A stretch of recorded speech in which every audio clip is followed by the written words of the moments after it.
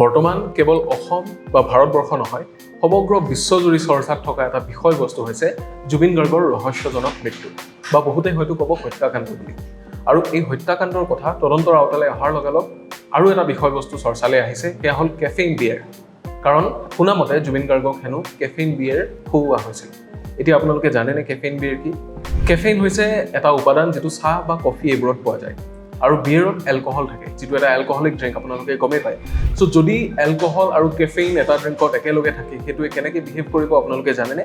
কাৰণ এলকহলে আমাৰ বডিটো বা ব্ৰেইনটোক শ্ল' ডাউন কৰি দিয়ে, আৰু কেফেইনে আমাৰ বডিটোক ষ্টিমুলেট কৰে, আমাৰ ব্ৰেইনটোক ষ্টিমুলেট কৰে, যাতে আমি কিবা এটা কাম কৰিবৰ কাৰণে অকণমান ইনষ্টেণ্ট এনাৰ্জি এটা পাওঁ।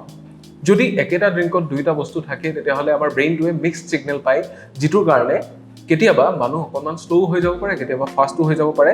অৰ্থাৎ আপুনি কেনেকুৱা ধৰণৰ বিহেভ কৰিব, কি হৈ যাব, সেই বস্তুটোৰ কোনো এটা নিশ্চিতি নাথাকে। লগতে শুনামতে কেফেইন বিয়েৰৰ কিবা কিবি ছাইড ইফেক্টছো থাকে। চ' আপোনালোকে আমাক কমেণ্ট বক্সত জনাব পাৰে যে ইয়াৰ ছাইড ইফেক্টছ কি থাকিব পাৰে বা ইয়াৰ ভয়াৱহতাসমূহ কি। লগতে আপোনালোক আটাইকে জনাওক যে আপোনালোকৰ দৰে অসমৰ প্ৰতিগৰাকী অসমীয়াৰ দৰে আমি টিম ই কুহিপাঠেও জুবিন গাৰ্গৰ বাবে ন্যায় বিচাৰিছোঁ।